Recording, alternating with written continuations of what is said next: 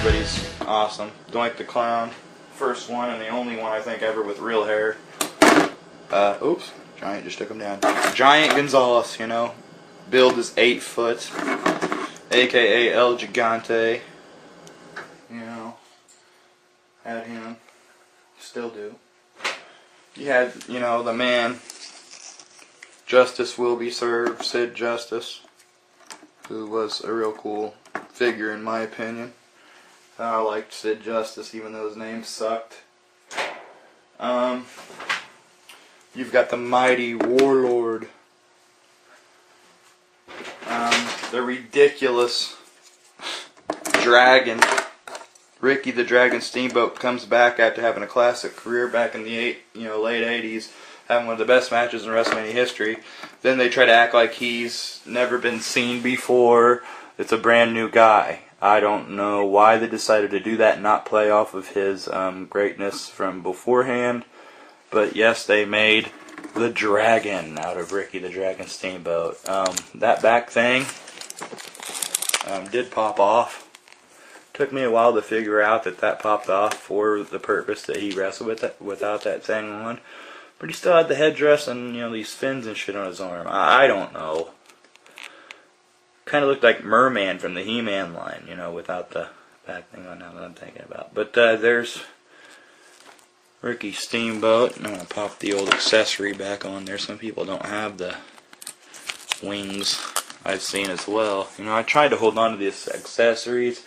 Had a lot of them, but you know, I've moved so much.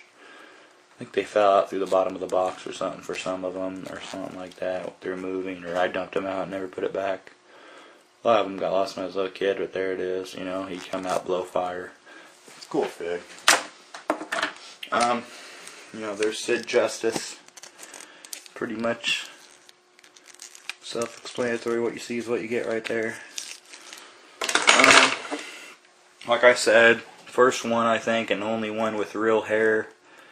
Doink the Clown. You know, let me fix his hair a little bit there for you. There, that looks a bit, you know. Yeah, he was a cool figure. I liked playing with Doink. Played with him a lot.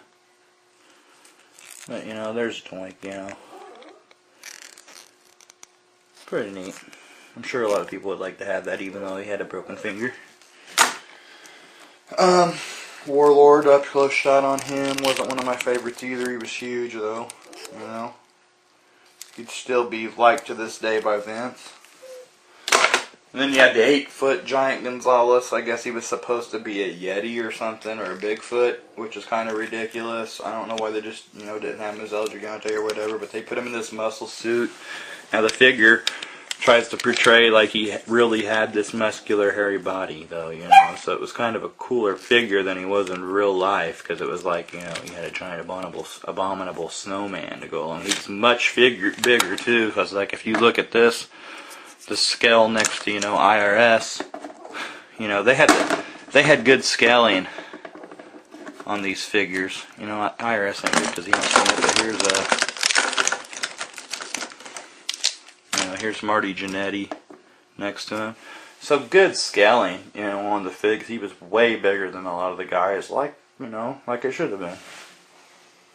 Some of the figures today I noticed don't do good on the scaling. Here's some of the guys that I wanted to put in here. They've all passed away, so we'll just put these guys all together.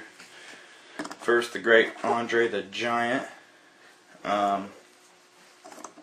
He passed away back when I was a little kid. I think it was 1993 when he passed. I think, correct me if I'm wrong, but there's Mr. Perfect. Andre just don't want to stand up. I'm sure that Andre, I remember looking that up a while ago, and he was pretty expensive. I mean, even though he's been out of the pack and used to high hell and beat to high hell, I think he's still an expensive figure, and people would like to have that portrayal of Andre the Giant from the Hasbro line, you know. Here's Andre also. Nobody ever really does this. I haven't seen anybody compare these two together, but here's Andre, you know, who was billed at 7'4", and then there's El Gigante, And actually, it looks like Elegante Giant Gonzalez a little taller than Andre the Giant there. So, and there's Hennig too. So, you know, the size differences were good. Mr. Perfect, the great Mr. Perfect Kurt Hennig, using Michael McGillicuddy, his son, on NXT, which I'm not a huge fan of that show, but I've seen him on there. That's his father. Great wrestler. Check out his matches on YouTube if you haven't seen him. He has the Mr. P's on his boots. You know, they put him in his classic attire. I really liked playing with this figure. He's still in good shape. You know, all the joints are still pretty tight on the figure and everything. Now the British Bulldog, Davy Boy Smith, Sergeant Slaughter, the Super Fly, Jimmy Snuka. You know, then they made a likeness of Virgil,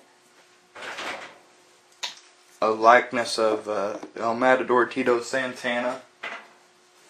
One I lost the accessory for, but I still have, Brutus the Barber Beefcake. Also lost the accessory for this one, but I still have him, Honky Tonk Man. He actually came with the guitar, you know, had the Elvis suit on him. Pretty neat figure. I like a Honky Tonk Man. You know, Wayne Ferris, his shoot interviews are hilarious if you ain't ever seen them. Now, these came with pegs on their feet, I always noticed, and if anybody, you know, knows why they came with pegs, because I don't remember them coming with a stand or anything that you could ever put pegs on, but I guess they planned on it and they did. As you can see, they all had the pegs in the bottom of their feet, like something that maybe somebody can tell me why they did and why they're on there. But there's El Matador Tito Santana. You know, Virgil, the bodyguard Virgil that $1 Million Man finally stopped abusing, and he stopped taking the abuse and fought back. Ended up going to WCW, becoming Vincent and Shane. You know, you got the British Bulldog who went to WCW, back to WWF after the screw job, went back to WCW, then came back to the WWF, ended up passing away in 2003, I think it was. Rest in peace, Davy Boy Smith, that British Bulldog. He was pretty good. You got the Sarge himself, Sergeant Slaughter. You know, they had him even as a G.I. Joe, the first man ever to be modeled into a G.I. Joe figure, which I always liked this because it, you know, kind of went with the G.I. Joe line as well. It made you think of that as well. Excuse my dog once again. She's angry. Brutus Beefcake, you know, he had the scissors, which I wish he still had the big old hedge clippers with him, but I lost those as well with a lot of other accessories. But a cool figure of Brutus. He's kind of beat to hell too. I must have used him a lot. You know, you had the Superfly that I used a lot. Superfly Jimmy Snuka, although didn't have the best articulations and stuff. How are you supposed to throw a punch when his hand's constantly in the I love you position? But you could do the splash wheel. Let me just show you. There you go. That's what you could do.